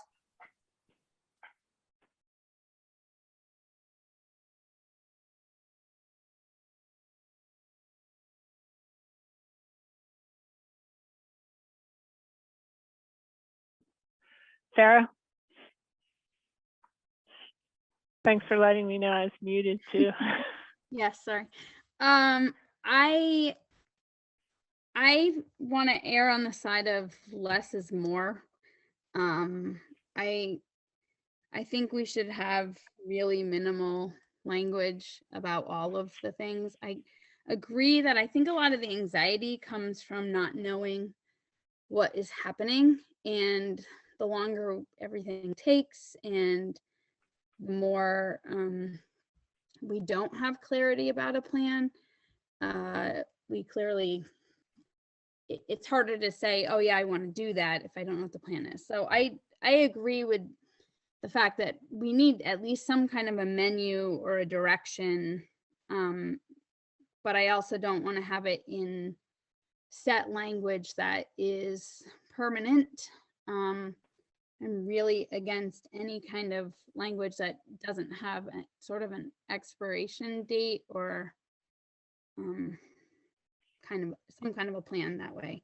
I also think with the school closure stuff, like currently we have 10 towns and 3 of the towns don't have a school that they're voting on, and it just feels like why that's not all that fair to those group of towns. I'm interested in the overall vote by everybody. I guess I could potentially see that. I think a vote by a town at this point is actually, I don't know that it totally works in this merged situation, just because we have 2 really different situations. And I'm the school attendance thing, and I really don't think we should overly put our hands in unless it's just for a temporary hold, I guess, or a plan for stability, as was stated. I think those are my thoughts for now. Thanks. Thanks, Sarah. Carol? Hey, I have to agree with a lot that everyone has said. As far as, I guess I don't know where to start. So with school closures, I really like what Kevin had to say about having more of a district-wide vote, having been from a town where our school was closed. And I do think that was the right decision, because there's a certain point where schools reach a point where they're no longer fiscally or socially viable for giving kids the educational opportunities that they need. And it's really hard for people who don't have kids in those schools, and sometimes even the parents who do, to recognize how detrimental that actually is. So I know in our town, the vote was not to close the school. And I think that came from a lack of education about what was actually happening in the schools. So I really like the idea of a district-wide vote, in part because that forces the school board to be more transparent about what's going on in the schools and really argue their case for why it is the best thing, not just for that town, but for the whole district. So I really believe in small schools, and I think it's really important to have a vote available where it's not a unilateral decision by the board to close schools. But I wouldn't want to leave it up just to the town, because there's a lot of emotion that goes into those decisions beyond what's best for the kids. As far as where students are going to go, we really need to know what the layout is of our educational plan. I like the idea of asking the educators what they have to think or have to say. And as far as where students are going to go, I agree completely with Becca about my own personal vote. I need to know where my kids are going to go to school and feel stable and comfortable with that choice. And I also think, from what I've heard from a lot of people who are really reticent about supporting the merger, everyone wants to know that their kids are not going to be on the school bus for 3 hours a day, 90 minutes each way. So if we can make sure that all parents know what their kids' school route would be even before they vote for the merger option, that will really make a lot of parents feel more comfortable with whatever they choose to vote for. So that's been the main deterrent I've heard from a lot of people. So trying to be quick because we're running out of time. So I think I covered all the topics. Thanks, Carol. Appreciate it. It is, I think it's important, really important conversation. So taking the time. Troy? I agree with everything that's been said, which is why it makes this such a complicated issue. You know, I've been jotting down some notes here, and I got to say, I heard Sarah or somebody said something about fear, and I think back to something somebody told me once about that the kids are always going to be fine. It's the adults who are generally the ones who are the most panicked and the most afraid. If we just took all the kids in this entire district tomorrow and shuffled them all around to brand new buildings, in 8 days, they'd probably be fine. It's really the adults that probably have the most concern. The kids aren't thinking about this at all and don't. But I think we do have a responsibility to our children, to all of our children, to provide the best education we can, but we have to be able to afford that. And that's the hard part, right? If the reason we're here is because of the money, there's no other reason we're here. And my nephews went to South Royalton when it was merging with Rochester and a couple schools, and they talked about how little opportunity they had in high school, like just the lack of access to courses. And we're in the same classrooms with 8 kids all day long. And somebody talked about the social, and that's real. And I think we have been talking a lot about the elementary schools. You spend 6 or 7 years in elementary school in this district, you spend another 6 in your high school, middle school. And I think we often forget that we put a lot of emphasis on that lower end, and rightly so. And the emphasis needs to be the whole way through. But I agree with Kevin in some regards that I think nobody should be held where they don't want to be. And the benefits of being in a merged district and living in a society and everybody paying taxes toward the pot is we split and share the costs. And if you're going to get all the benefits of being in a district, that's great. But at some point in time, if there's just not enough students in your building and you're going to have one teacher, then that's what you're going to have, unless you want to leave the district and pay for more teachers. Like, I just don't know how to reconcile that in my financial brain. So I think some of it is just the clarity about what does it mean to have less and less and less students. It means you have less and less humans to be in charge of those students, and less resources that the entire district is able to pay for those less and less students. But I think we can figure it out. I think we can be creative. And to somebody's point about what are we merging for and toward, shame on us if we don't ever think about what can we do better. Like, why aren't we thinking about making an arts high school that's just much smaller in one spot, and making a different academy in a different place, and having, I don't know, a summer offering? Like, if we can do things differently, and we don't.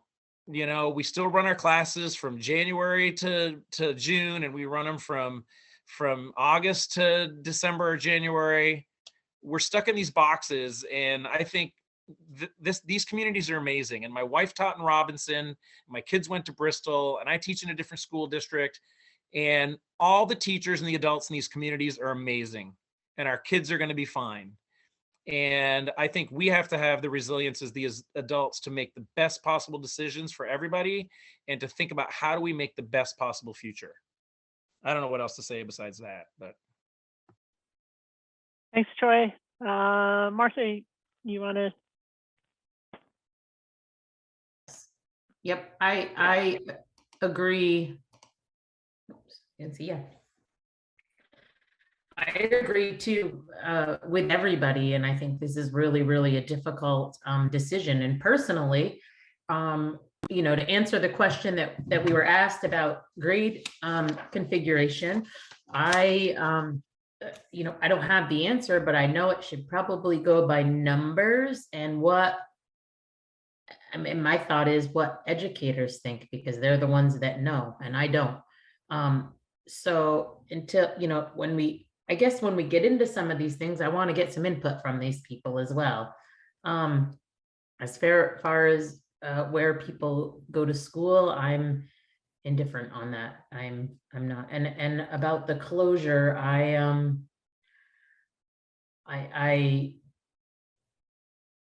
know that whatever happens, I don't want to have my kids, or who are, most of them are adults now, being on the same committee in 4 more years trying to do the same thing. I don't want this to be a Band-Aid. I want whatever we choose, or whatever is chosen to propose, because that is what the charge of the committee is to study or advise. I really want that to be something that will be around for a long time, rather than just something that's temporary. And I don't know how to do that, but I'm learning. Thanks, Martha. I just want to make sure I didn't miss any board members. If I missed a board member, can you speak up? How about you, Mary Kate? Are you able to talk on this a little bit for yourself? You know, I gotta say, I agree with everyone. I think that part of, I mean, there's 2 things that sort of guide me. One is I really believe strongly in equity, and my concern around all of these issues, well, grade configuration, I guess, is more, you know, just what's best in terms of educationally for students. And I agree, getting input from people who are experts on that is important. And that, and I also tend to agree with, well, actually, I think it was maybe Mary who said, or Rebecca who said that I think if we're going to change the grade configurations, we should do, for the middle school, we should do that as part of this work, rather than not doing it now and then having it done, you know, in 2 years or 3 years or 4 years, just in terms of stability. If we can make that decision, basically getting input that helps with that decision. In terms of the other issues, you know, both school closures and attendance, I really want kids in all schools to get the same education and what I see, and have the same opportunities, and for us to be fiscally able to provide opportunities at the high school level and the middle school level. At the elementary schools, you know, as our districts are configured right now, you know, some kids are in classrooms with, you know, 1 teacher and 13 kids, and other kids have, you know, 1 teacher and 24 kids. You know, that doesn't seem like equity. And so if we gave flexibility to move students around, you know, that may help with that. I'd also think otherwise giving flexibility to the new board is important, in that we don't know, it's hard to know what's going to happen in the future, right? And we don't want to foreclose the future school boards being able to make the hard decisions with community input about what to do in terms of what's best for students. All right, I see, Dave, you've got your hand up. You want to jump in again? I'm a little, I don't really want to go around again with everyone, but did you I'll have? just be really short. One of the exciting things about Patrick's proposal for the Mount Abe district was the notion of innovation centers. And I totally agree with Troy that here we are stuck in this box when we could be thinking about some exciting new ways of doing education. So I just wanted to say that. Okay. All right, great. So I did see someone who left a comment, was a member from the public saying they wanted to say something. We generally do public comment at the end unless we're have an action item. So I just wanted to let the public know that.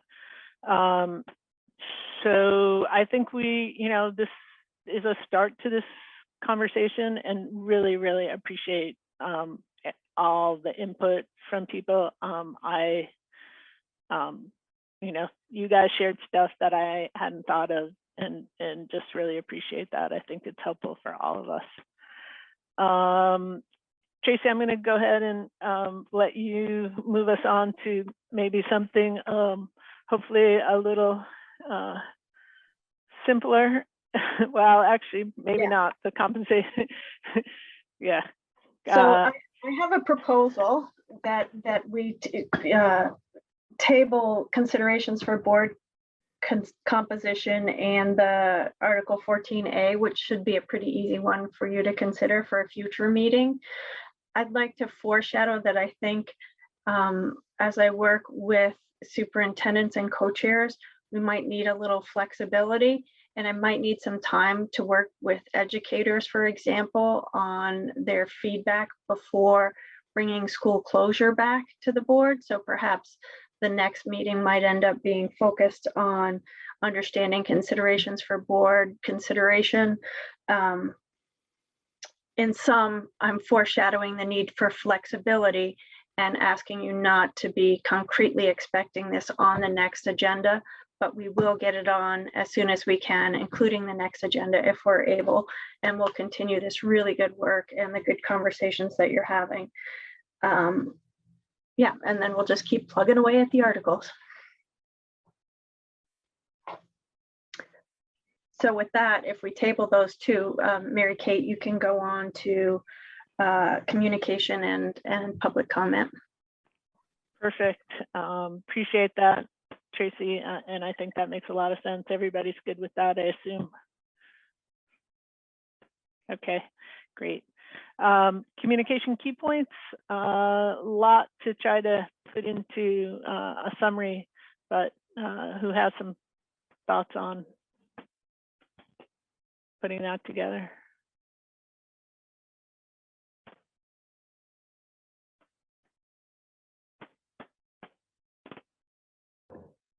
Well, it seems like the first thing we did was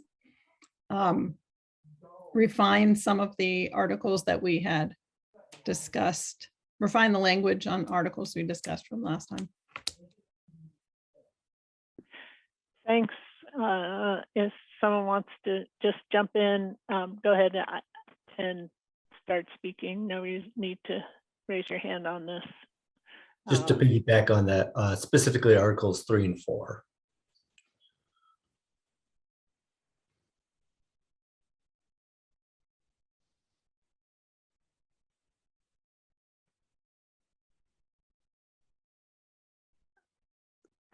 I'll summarize just that we had a really good discussion about pros, cons, thoughts, concerns around grade configuration, attendance, school closure issues. And Troy, go ahead and add. I'd like to, these are the communication points that go out to the community, right? I just really like to make sure the community knows that I feel pretty strongly that this board is a really nice reflection of our communities, and that is not lost on the people here doing this work what the struggles are, and I know that people always feel like a committee gets thrown into a room and all these things happen in the dark of night or whatever, but that is not the case. We're wrestling with really emotional and hard things that we don't want to have to deal with, and ideally education has all the money we need, but we don't. And I just want the community to understand that I feel really strongly myself personally that this group is really doing the work for the people and is a good representation of all the views out there. Thanks, Troy. I really appreciate it. I think it'd be hard to summarize all the points that we made, but just add maybe to the summary that, this is recorded, and if people are interested in, they should look at the recording to see sort of all of the issues that we've been struggling and our thoughts on that. Anybody else? All right, I'm going to open it up to public comment. I would ask that unless those who have presented some written material to the board, unless you have something further to add, to note that we do have that material, and we have reviewed that, and it's part of what we're all taking into consideration. So, oops, was I muted on all of that?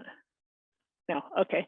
So, yep, just raise your hand. I see Herb Olson. Go ahead, why don't you start? Yeah, I'm just trying to get the video up. Sorry about that. So you can see me in all my glory. I'm upside down, son of a gun. Okay, so thanks for giving me the opportunity to talk. Yes, I did submit something on behalf of the Starksville Save Our Schools Committee. Hopefully outlined, where we're coming from.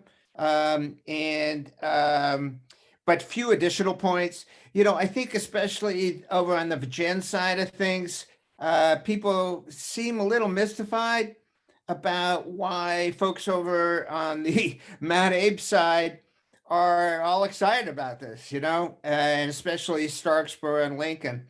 Well, there's a reason for that. The district administration has been trying to close our schools for over a year. And they tried to do it last year, and it didn't move that quickly. So now we got a merger study committee, which seems to a lot of us to be a way to do that in another, with another vehicle. People are talking about, we need to do what's best for the students.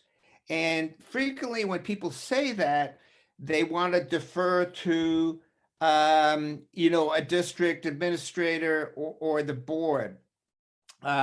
We've been through the mill over in Starksboro and some of the other towns, and we don't agree that the proposals that are being proposed are in the best interest of students. So that's why we're really excited about this. One separate comment, Tracy mentioned a couple of times a legal opinion around the issue of whose authority is it to close a school.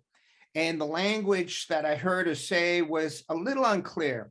Sometimes it was referred to as a recommendation that the electorate not be involved.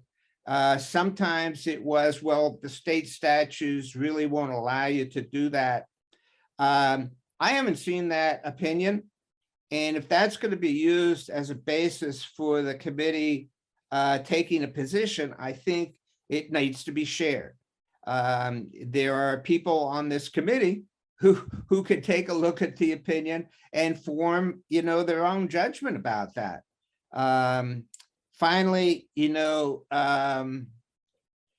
as I think Dustin and maybe a few others said, this is a really important issue. If you have the authority to do what you don't want, and if you don't want to include any provisions like this, there you go.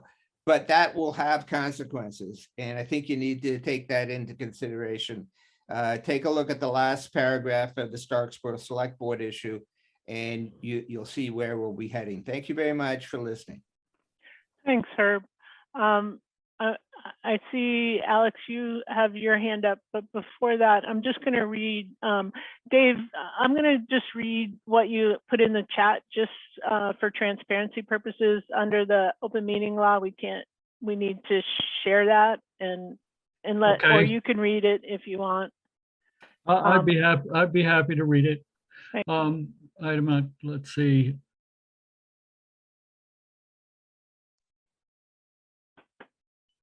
I've got it right here, Dave. I can just read it.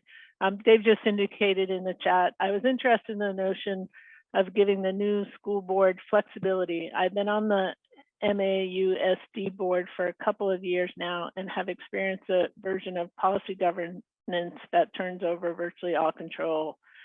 Many have to the administration.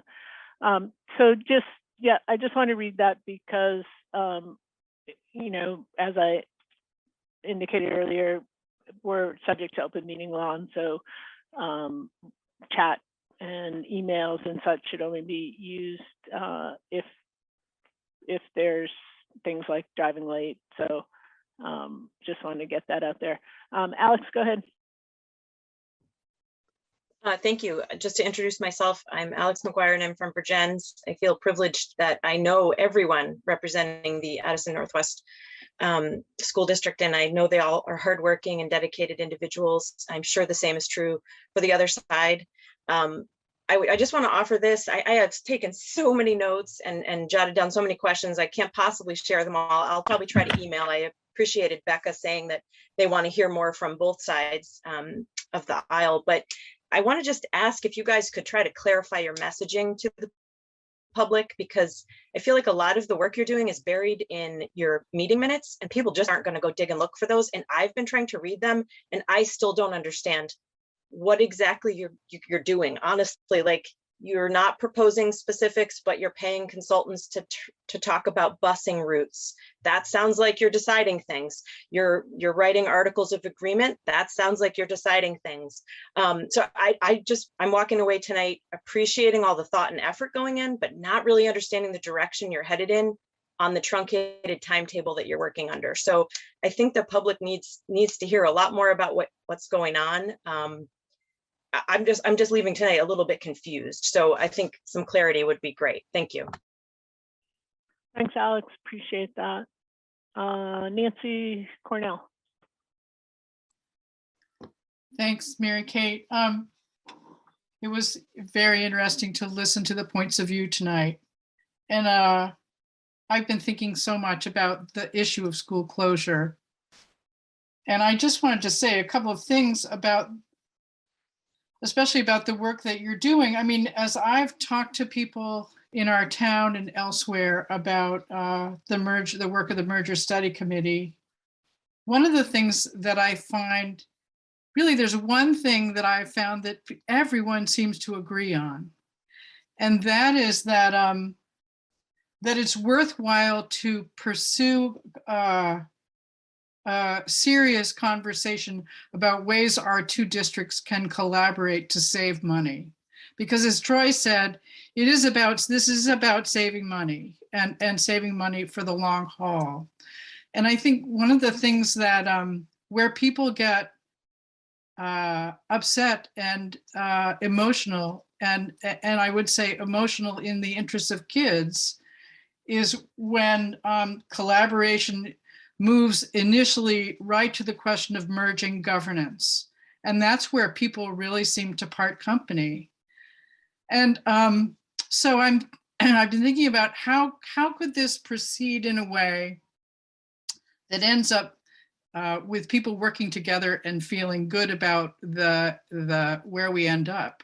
And I do think that if you were moving focusing more on collaboration and less on governance, focusing on ways to save money in the near term by doing some things, more things than we're already doing, because we're already doing doing more things together, finding ways for to increase, say, the opportunities for high school kids by collaborating across schools now, partly remotely, partly in person. That is, all kinds of ways to think out of the box collaboratively and ways to save money.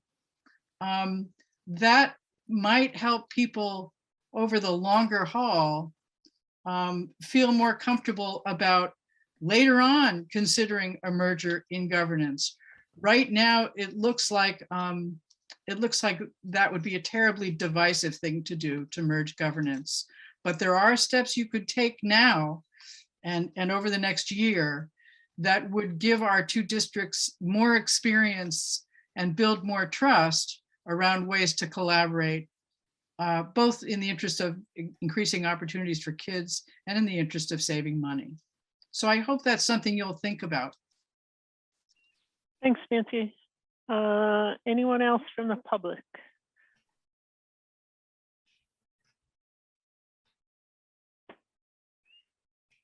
Trisha. Hi, Terza Osmond Palmer, actually.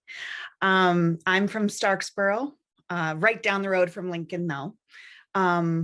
It makes me sad that Lincoln has already left the school district, and it would be even worse to see Starksboro have to do that, because the school district overall that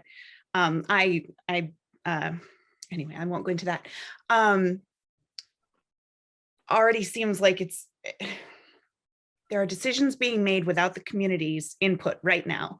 And it's disturbing to the parents. And it's not because I want a better schooling for my child over any children that go to Bristol. It's because I'm thinking about all the kids and these schools that I've been familiar with for my entire life.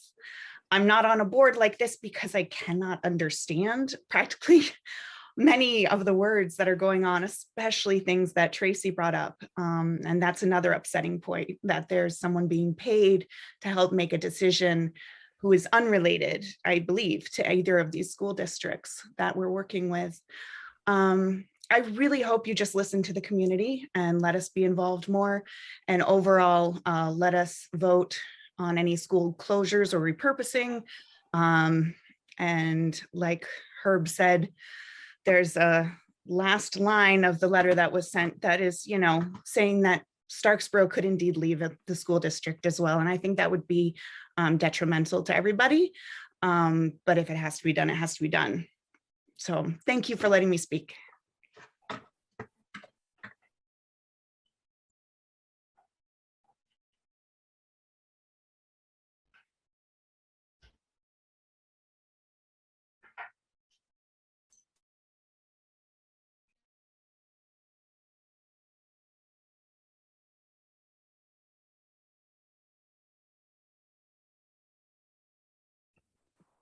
We can't hear you. Sorry about that. Thank you, Terza. It doesn't look like we have anything else from the public. I'll entertain a motion to adjourn. So moved. Thank you, Troy. All those in favor? Aye. Aye. Anybody opposed? Okay, motion is adjourned. And again, thank you everybody for the thoughtful conversation. I really appreciate all of you. So your chairs will talk and figure out our next steps as we try to wade our way through all of this. You guys have a happy new year.